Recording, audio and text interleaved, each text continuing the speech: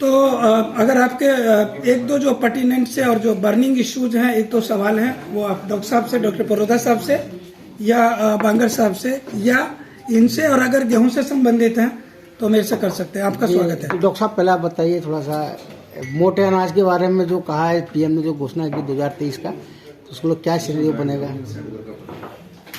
ऐसा है कि इसको मोटा अनाज ना कहें, कोर्स सीरियल्स की वजह से मोटा कह रहे हैं। जी जी जी। बाकी जो अंतर्राष्ट्रीय स्तर पर इस साल जो है वो मिलेट्स ईयर को मनाया जा रहा है और मिलेट्स का प्रोडक्शन मैक्सिमम हिंदुस्तान में होता है। जी जी। बाजरा जैसे है और ज्वार को भी उसमें इंक्लूड कर लेते हैं और रागी है, तो इसके कई जो है किस्में हैं और वो कर्नाटका से लेके और अपने राजस्थान, हरियाणा सब प्रांतों में उगाई जाती हैं। ये पहले जो है हमारे भोजन में यूज़ की जाती थी, धीरे धीरे सब गेहूं और धान के ऊपर चले गए, मक्के पे चले गए, तो इनका जो है प्रयोग थोड़ा कम हो गया।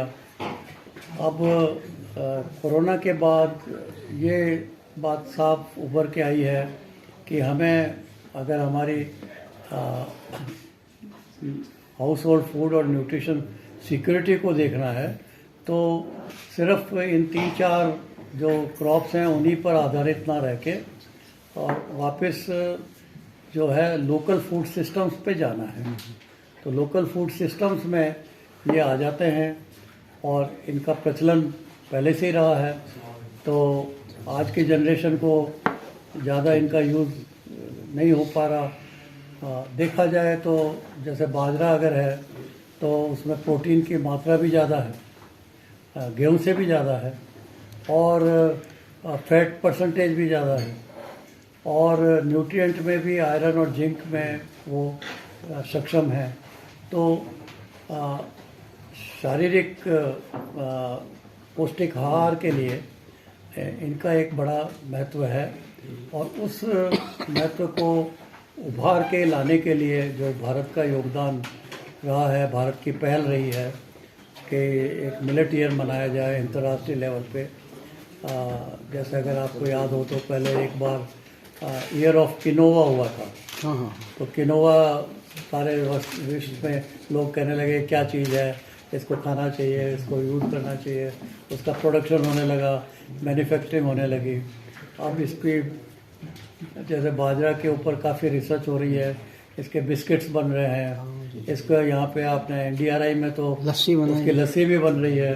तो और इनके क्या जो पौष्टिक तत्व हैं उसके बारे में जानकारी लोगों को पास पहुँच रही है।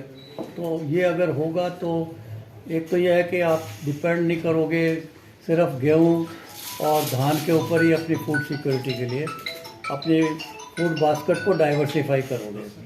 और यंग जनरेशन को ये बहुत आवश्यक है समझाने के लिए।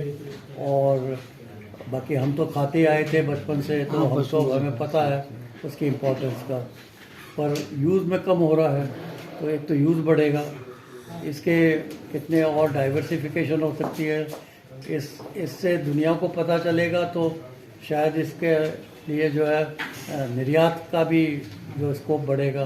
तो इसके लिए ये ईयर मनाया जा रहा है और मैं समझता हूँ कि एक अच्छा कदम है और इसका हमें भारत जैसे ने दलहन है, दालें हैं, हम ही सबसे ज़्यादा पैदा करते हैं, हम ही सबसे ज़्यादा खाते हैं।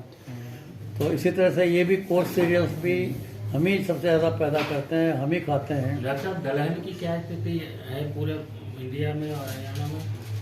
दलहन की स्थिति तो अब ठीक काफ़ी हो गई है। पहले तो हम थोड़ा सा इंपोर्ट 4-5 मिलियन टन करने लग गए थे पिछले 3-4 साल पहले, पर अब जो नेशनल फूड सिक्योरिटी मिशन है उसके तहत दलहन के ऊपर जोर दिया गया है और नई तकनीकियों को और खेती को और सक्षम करने के लिए जो जोर दिया है, उसके तहत 3 से 4 मिलियन टन जो है हम लोकली और एक्स्ट्रा प्रोड्यूस कर पाए हैं। तो उसे एक्सपोर्ट कर रहे हैं सर एक्स्ट्रा को, या हम उसका भंडारण कर रहे हैं? अब हम मतलब ऑलमोस्ट ये कहिए कि इंपोर्ट की ज़्यादा ज़रूरत नहीं है, अनलेस प्राइसेस बढ़ती हैं तो गवर्नमेंट थोड़ा इंपोर्ट करती है ताकि फीलिंग ये रहे कि हाँ कमी नहीं है, तो अदरवाइज जो है उत्पादन हो गया उसका दलहन का? अब टोटल कितना उत्पादन अभी अब मेरे ख्याल से अराउंड 30 के आसपास पहुंच गया है, जो पहले 26-27 था। और हमारा रिक्वायरमेंट जो कमी जिसको हम मानते हैं उसको देखा जाए तो करीब 5 मिलियन टन हमारी ज़रूरत थी, जो पहले हम बाहर से मंगाने लगे थे। अब हम जो है उसको रिड्यूस करके 1-8 मिलियन टन मैक्सिमम शायद आता है। गुणवत्ता की ओर कितना ध्यान दिया जाए? गुणवत्ता की तरफ तो काफ़ी है। आप चाहे यहाँ पे भी जो देखेंगे कार्य को, तो गेहूं में भी अब गुणवत्ता की तरफ ज़्यादा जोर है। हमारी क्वालिटी, प्रोडक्शन नहीं, अब क्वालिटी को भी इम्प्रूव हमें करना होगा। जानकारी मिली थी कि जो दालें थी पुरानी, उनमें इतनी पोषक तत्व नहीं होते थे, अब उनमें कुछ डाला जा रहा है वैज्ञानिक। नहीं, दालों में पौष्टिक तो कोई तत्वों की तो कोई कमी नहीं है, और प्रोटीन की मात्रा जो है, और सोयाबीन को भी अगर मान लें हम एज ए फूड क्रॉप, तो सोयाबीन में प्रोटीन की मात्रा हर दाल से दुगनी है। दालों में 20% है, सोयाबीन की 40% है। तो और सोयाबीन भी अब इंडिया में काफ़ी नंबर 1 ऑयल सीड क्रॉप हो गई, जो कभी पहले सोयाबीन उगाते ही नहीं थे 50-60 साल पहले, और अब हम नंबर 1 प्रोड्यूसर जो ऑयल सीड में है, सोयाबीन का नंबर 1 हो गया, ग्राउंडनट को पीछे छोड़ के। तो पर उसको हम यूज़ कर रहे हैं जो ऑयल, और मैक्सिमम उसका जो ऑयल मील है वो एक्सपोर्ट हो रहा है एज ए फीड है। तो पोल्ट्री फीड है, और करीब 5 बिलियन $US तक का एक्सपोर्ट हमारा है सोयाबीन का। सोयाबीन मील ऑयल तो हम निकालते हैं ना, ऑयल की तो हमें ज़रूरत है, तो उसको तो as a oil crop use कर रहे हैं। और बाकी जहाँ सोयाबीन ग्रो होती है वहाँ पे ये फूड क्रॉप है। आप यहाँ से देख लें, चाहे आप सोयाबीन के नए व्यंजन बनने लगे, सोयाबीन चाप वगैरह, ये नए नए व्यंजन, मिठाई वगैरह। सोया स्टिक खाते होंगे। सोया स्टिक खाते हैं, soya stick is very good, popular. इनके डिफरेंट यूजेस शुरू हो रहे हैं। पहले सोया नगेट्स शुरू हुए थे, अगर ध्यान हो तो। जी। और इसकी पॉपिंग कर सकते हैं, जैसे दाल मूंग की बनती है, उसी तरह से सोयाबीन की पॉपिंग इज वेरी टेस्टी, और 40% प्रोटीन है। और हमारे आज ज़रूरत हमें जो है वो हरित क्रांति की जो फूड सिक्योरिटी के लिए थी, वो ना हो करके अब हमारी ज़रूरत है हरित क्रांति न्यूट्रिशन सिक्योरिटी की। हमारे सबसे ज़्यादा मात्रा नंबर में जो बच्चे हैं 5 साल से नीचे के, वो पौष्टिक आहार से जो है वंचित हैं, और प्रोटीन माल न्यूट्रिशन और जिंक आयरन की कमियां, विटामिन ए की कमी, इन कमियों को अगर देखें तो आपका नंबर बच्चों का सारी दुनिया में, हिंदुस्तान में सबसे ज़्यादा है। करीब जो है, मैं समझता हूँ कि 40% of children below 5 years of age are malnourish today in our country, और इसलिए उनकी स्टंटेड ग्रोथ रह जाती है, या उनका ब्रेन अच्छी तरह डेवलप नहीं होता, पूरा वेट प्रॉपरली नहीं होता, हाइट पूरी नहीं आती, तो बचपन में क्योंकि पौष्टिक आहार नहीं मिलता। तो सिर्फ अब गेहूँ और धान देने की बात नहीं है। तो इसीलिए जैसे हम कहते हैं कि अब नेशनल फूड सिक्योरिटी एक्ट में गेहूँ और धान और मक्के को दिया जा रहा है।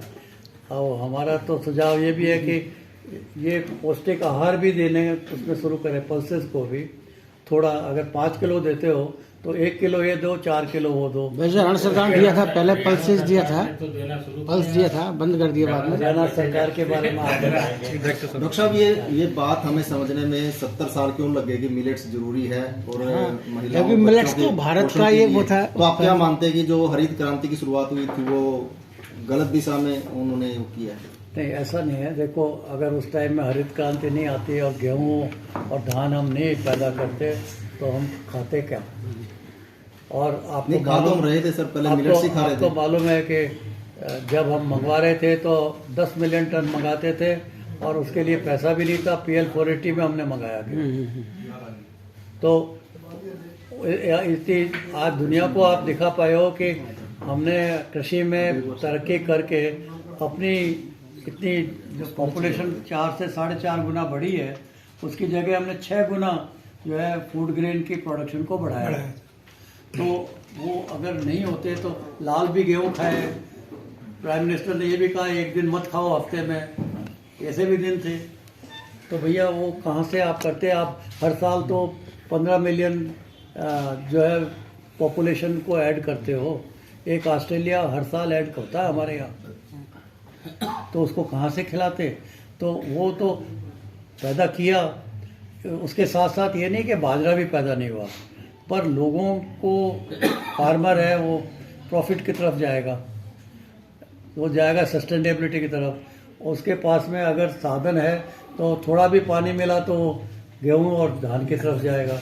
उसकी मार्केटिंग भी एश्योर्ड है, MSP भी मिला, और ये हरित क्रांति का एरिया है तो यहाँ पे इसलिए वो आगे आए और उनकी अवेलेबिलिटी हो गई ज़्यादा।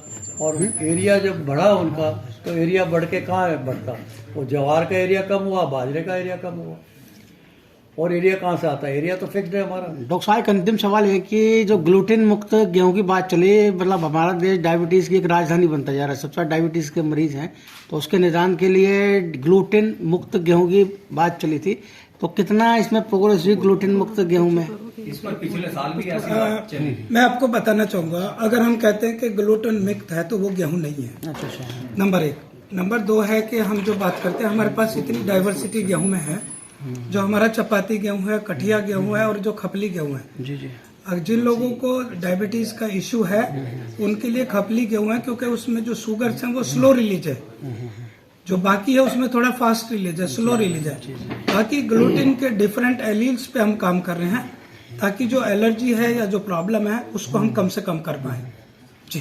तो डॉक्टर साहब आप अंतिम सवाल था डॉक्टर साहब से कि जो मिलेट ब्लेंड्स हैं उसकी पैदावार बढ़ाने के लिए या बुआई क्षेत्र बढ़ाने के लिए हरियाणा सरकार ने क्या योजना बनाई है और कितना बुआई क्षेत्र बढ़ाया जाएगा इसका मिलेट्स का? इसमें जैसा कि आप देख रहे हैं कि ये वर्ष 2023 इंटरनेशनल ईयर ऑफ मिलेट्स मनाया जा रहा है। जी जी। हाँ।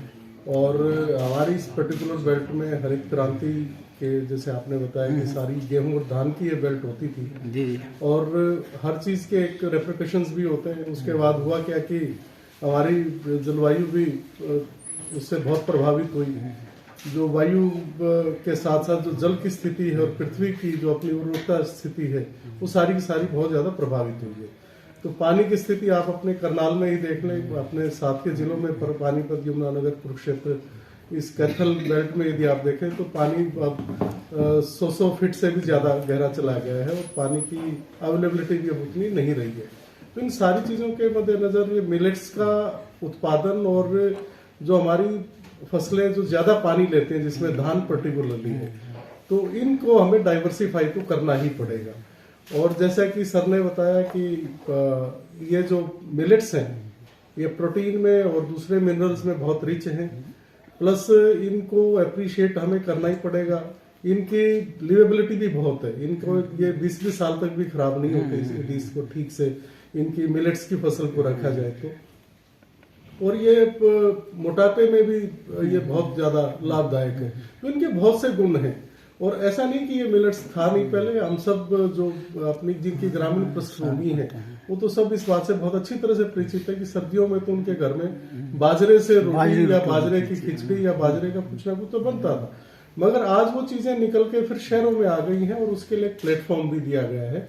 और आप देख रहे हैं कि जो हैफेड है हमारा, हैफेड में बाजरे के बिस्किट हैं, बाजरे के नूडल्स और कई तरह के व्यंजन वहां भी बनते हैं। तो अब उसी चीज को माननीय प्रधानमंत्री जी ने और माननीय मुख्यमंत्री हरियाणा ने इन्होंने एक बीड़ा उठाया है और हमने निसंदेह इन सारी चीजों से जो समस्याएं हमारी पैदा भी हो गई हैं उनके निदान के लिए भी डाइवर्सिफाई को मजबूती से लागू करना है। और इसमें जैसे अब की बार बाजरा है तो वो स्कीम हमने ऑलरेडी सरकार को भेजी हुई है और क्योंकि बजट हमारा 20 तारीख से विधानसभा का अधिवेशन भी शुरू हो रहा है तो वो घोषणाएं औपचारिक तौर पर तो तभी होंगी बट उसके लिए हमने अच्छी स्कीम बनाई है और हम किसान को हर तरह से डाइवर्सिफिकेशन के लिए मदद करेंगे। स्कीम क्या है उसमें? नहीं, उसमें हम हर तरह से मदद करते हैं, बीज से लेकर और उसकी मार्केटिंग तक की पूरी मदद करते हैं। और बाजरा भाव स्कीम के तहत पिछले साल हमने 450 रुपये प्रति क्विंटल के हिसाब से जो मार्केट रेट है और जो एमएसपी है उसके डिफरेंस को हमने दिया है, और उससे पिछले साल 600 रुपये क्विंटल के हिसाब से हमने बाजरा भाव स्कीम के दिया है। तो अब की बार हम बीज को भी और ज्यादा सब्सिडाइज, और यदि हमने मतलब अच्छे मुफ्त भी देना पड़ता है तो हम उसमें भी किसी तरह से सरकार और कृषि विभाग पीछे नहीं हटेगा। बट मिलेट्स को प्रोत्साहित करने में और किसानों को समझाने में इसको हम आगे से आगे लेकर आएंगे। और आज आप देख रहे हैं कि न केवल भारत के बल्कि विश्व की जो कृषि विभाग में बहुत बड़े योगदान की हस्ती हैं, आदरणीय प्रोदा साहब हमारे बीच में है ही, तो ये हमें गाइड भी करेंगे समय समय पर। इनके मार्गदर्शन में हम अपने किसानों को भी कुछ समझाएंगे, और आप लोग भी आज शामिल होना उसमें। सब डॉक्टर साहब, जो हैफेड का अपने मॉल खुला है, इस तरह का अपना नया करनाल में मॉल खुलने जा रहा है हैफेड का, जो एग्रो मॉल है उस टाइप का, तो प्रदेश में और भी जगह मॉल्स खुलेंगे इस तरह के, जो एक डिस्प्ले होंगे सारे प्रोडक्ट्स किसानों के मामले में आगे रहा। मॉल भी अपने साथ उद्घाटन कर रहे हैं उसका। आप सब